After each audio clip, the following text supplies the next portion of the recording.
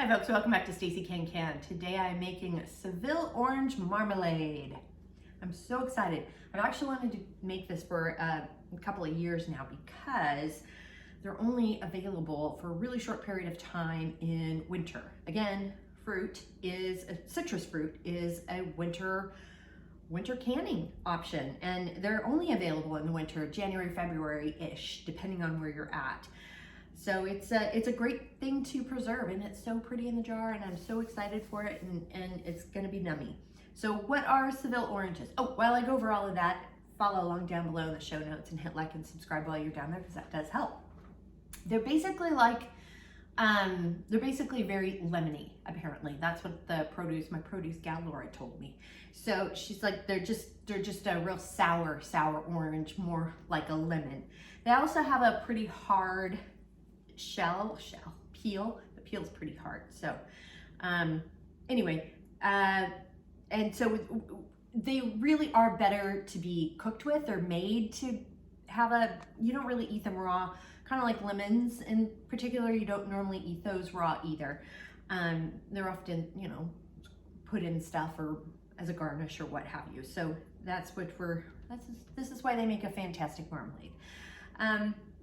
So the ingredients that you need for this is 2 1/4 pounds of these Seville oranges, which is about 13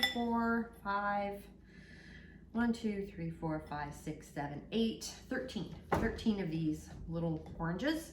And then you also need 2 clementine oranges and 2 lemons. Now, I cannot find clementines where I'm at the moment, so these are actually mandarins. And yes, there's a difference. One is a little more sour, the other one's sweeter. I think mandarins are a little more sweeter, which would probably be good because it's gonna offset some of the tartness that comes with the actual oranges, but I'm gonna use what I have. And what I have are the little mandarins, and we're just gonna be okay with it. And then you need 12 1/2 cups of hot water. Hold on to your horses. We need 11 1/2 cups of sugar. I know. That is so much sugar. So much sugar. But this doesn't have pectin in it, and we're just working with it. We're just gonna close our eyes and use this sugar. But it does make about 11 to 12 little half pints. So it does go a long way. And then as an option, you can put in 1/3 cup of brandy. I am not going to do that. Some people like brandy in their fruit and alcohol in their preserves. I personally don't. That's just me. But you can if you would like. So you do you on that one. Now the tools that you need. We do need some cheesecloth. And you need cheesecloth, not a sieve. We might need a sieve. I think we're going to need a sieve later, but for now we definitely need the cheesecloth. And I'll double check on the sieve. Put that as a maybe. Or check on the side here for tools. If it's listed, then you need it. We need our funnel and ladle and our jar lifter and headspace tool, lid lifter. And I do have the chopstick here. I'm not sure I'm gonna use it for bubbling or not, because again, normally with jams, jellies, and marmalades, I don't bubble because it sets up too fast, but I'm gonna eyeball that one. You're gonna need a knife, and it would be great if you had like a grapefruit knife or spoon, because we are gonna have to scoop out a lot of the pulp and such from the fruits. You need a stock pot or water bath canner of some sort. You need a big bowl and a pot, and our jars, lids, and rings, and a saucepan to heat the lids up with when we get to that point. And also a bigger knife. I have a little paring knife here, but we're also going to need a bigger knife there too. So with all of that, let's go ahead and get started. First thing I did is I got my cheesecloth here. I got it wet, and then I have a little piece of the cheesecloth to tie it off. You can use a string. I just have this spare piece that I'm using, gonna tie this off. And I put it over the pot here. And I've also put hot water all over these, the Seville oranges, plus the mandarins and the clementines. Well, these are supposed to be clementines, but mine are mandarins, and the lemons. And then I wiped them off with a paper towel as well. These are organic, so they don't have that waxy film on them like conventional lemons and fruit does. So, which is a really good thing to do, is to pour hot water over it. So anyway, what I'm gonna do is we're just gonna cut it in half. And there's a lot of seeds in here. And just start squeezing them over the top. Now, I did go ahead and grab my citrus peeler here, or citrus squeezer. It's an option to use it if you want. I may not use it, we'll see. And so you wanna squeeze it, and we're gonna save the seeds in there. So we're gonna keep the seeds in there. And then I'm gonna use this grapefruit nut. You can use a spoon as well. And I'm just scooping out all of the pulp too. I did transfer it to a pot just to keep everything, because we're gonna be making a seed and pulp bag. And it's flopping around too much in the big pot. All right, so I've got the peel, or not the peel, but the seeds and the pulp in this little, collected in the cheesecloth here. Wrap this around it to tie it off. And then I'm going to place this in the pot, the seed bag, and then also pour in all of the juice that was collected as well. And then we're gonna just very thinly slice all these peels. And once you get the peels peeled or sliced, throw them in the pot here. And you're gonna thinly slice all of these peels. I got it all of that peeled, and all the juice, and then the seed pulp bag is in here. So now I'm gonna measure out my hot water. I've got a tea kettle full, and we need to measure out 12 cups. Now I've got about 12.5 cups of water. And you can do one of two things here.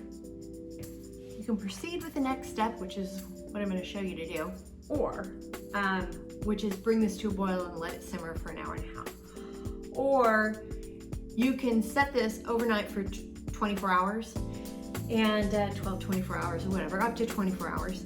And this will soften the peels. I'm going to do that because these peels were pretty tough. Seville orange peels are very tough. So I'm going to do that just to have more of a tender peel for my marmalade. So that's what I'm gonna do. So I'm gonna go ahead and cover this, and you don't have to put it in the refrigerator or anything. I'm just gonna set it out on my dining room table and let it do its thing until tomorrow. Alrighty, so it has been almost 24 hours, which is plenty fine for me. So I'm taking the lid off, and we're gonna turn the heat up to high. And then I'm gonna give this a bit of a stir here, and just to kind of swirl it about. That's the only reason why. Gonna get this up to a boil, and then boil it gently for about an hour and a half or so, just until this reduces by about half, and the peels get a little bit softer. Again, you can skip the 24-hour step if you want and just go right into it. But I was noticing as I was slicing up the peels that, boy, they were pretty tough. So just to make it a little more smooth as a marmalade, I chose to let it set overnight. And keep in mind, the seed bag is in here, so you don't want to go too crazy on the stirring, because you can knock that kind of loose. We're going to go from there. Now, while it is coming to a boil, and while you're boiling it gently, you can go ahead and measure out your sugar, which I already did, which is 11.5 cups. I know. It's just what it is. Welcome marmalades. They are a lot. And I also have my jars heating up in the canner here. I've got my my lids in a stock pot here. I've got my rings over here ready to go, and I've also got my a sieve and a bowl that once this is done, I will be moving the pulp and seed bag, cheesecloth bag, into here and kind of smushing it out to get all the juices. And then you're gonna need another kind of another bowl. This one's an 8-cup bowl, measuring cup, and we will need to measure out 10 cups of this. And after it's reduced, we're going to need to measure out with the juice and etc. 10 cups as we proceed. So just keep that in mind. So let's get to cooking. So it's come to a rolling boil, and I've dropped the heat so we can boil it gently. And I've set a timer for an hour to help reduce this by about half. And I'll check it after an hour, and you can kind of periodically stir, but it can just sit here and do its thing. And I'll check it after an hour, and then, but it might take an hour and a half. Alrighty, so I'm going to pick up the, this is the pulp and seed bag. And I'm going to just gently, you want to press it against the sieve and extract as much of the juice as possible. And then we're going to measure out 10 cups of the juice, etc., and the peels and such. So I'm going to add this mixture to this measuring bowl here, and I'm just going to start measuring out. You need to measure out 10 cups of this mixture. So I've measured out the 10 cups, and we're just going to pour it back into the pot. I know it's a lot of bowls and such, but in order to get the right measurements for the sugar addition, this is what you got to do. And we are going to bring this up to a boil again. And now for the hard part. I've got this back up to a rolling boil, and it's not as rolling as it definitely is a rolling boil. You can't stir it away, but it's still a pretty dense mixture. So now we're going to gradually add in the sugar and see what happens. It can get caught up on your spoon as you're pouring it in. And now that I have all the sugar in, I've got the heat up to high, and I'm going to just continually stirring it until we get it up to a rolling boil, one that you can't stir away. Right, I've got a rolling boil going, so we're gonna boil this hard for about 15 minutes. So I've got the jars heating up in the canner, and I'm going to be filling up 2 of these at a time. It's just gonna make this process go just a little bit faster. And we are filling up the jars 1/4 inch headspace. And I'm checking the headspace, 1/4 inch, great. And I'm using a paper towel and the lid water. You can use vinegar or whatever, but I heated the lids a little bit. So I'm just using the lid water from heating up the lids. Got my lid lifter here. And I'm just carefully adding the lids.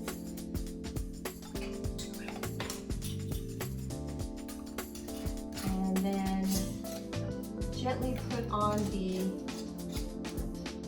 ring or the band, and you just want to go fingertip tight. It's hot potatoes, so be very, very careful. Just fingertip tight. Whew. Fingertip tight. And then up and over and into the canner it goes. And repeat. I have the canner filled, and I turn the heat up to high, and when it comes to rolling boil, I'll set the timer. I got a rolling boil going on the canner, so I've set the timer for 10 minutes for my altitude. For more altitude information for your area, you can check over here off to the side or down below in the show notes. The 10-minute timer has gone off for my altitude, so I'm cutting the heat, and I'm gonna remove the lid. And I'm gonna set another timer for 5 minutes. This is going to allow the food in the jars to settle, and it'll help with the sealing process, as it'll help keep food from getting in between the rim of the jar and the lid. The 5-minute timer has gone off, so I'm gonna remove the jars from the canner. And this is how we make Seville orange marmalade. It is very good, but it is a little bit bitter, which I think most marmalades are because of the peels in them. It kind of gives that bittery flavor. If that's what you enjoy, then you're gonna love this. It's got, Seville oranges are more like lemons. They're just less flavorful than a lemon, and they have a lot more seeds. So I could see why these are cooked with. You definitely need to cook with them. But they're tasty. It's very tasty. So, and put it over your toast. You can put it in a crepe. You can, on top of pancakes, waffles, great dessert topping. It would be a really good cake filler. That would be a great cake filler because it actually makes quite a bit. So, that's how you make it. And it's absolutely gorgeous in the jar. I mean, isn't that beautiful? Now, most of the jars have already sealed, which is wonderful. And, you just need to let them cool for about 12 to 24 hours. But it's ready to go. And actually, it made a little bit more. It made quite a bit. There's a pint that's left over here too. So that'll give you kind of an idea. It says 11 to 12 half pints. And this could have easily made like 14. I think you could probably cut the recipe in half, but I would check with Ball. I'd reach out to Ball before doing that, but often you can cut it in half and not worry too much about it. It's doubling the recipes when it comes to canning that can be an issue. So just some food for thought. If you have any questions about that, reach out to me. So the recipe is down below. And while you're down there, please hit like and subscribe because that does help. And if you have any questions, comments, suggestions, feedback, concerns, by all means, please reach out to me. I'm on Facebook at Stacy Can Can. You can at me on Instagram and TikTok at Stacy Can Can.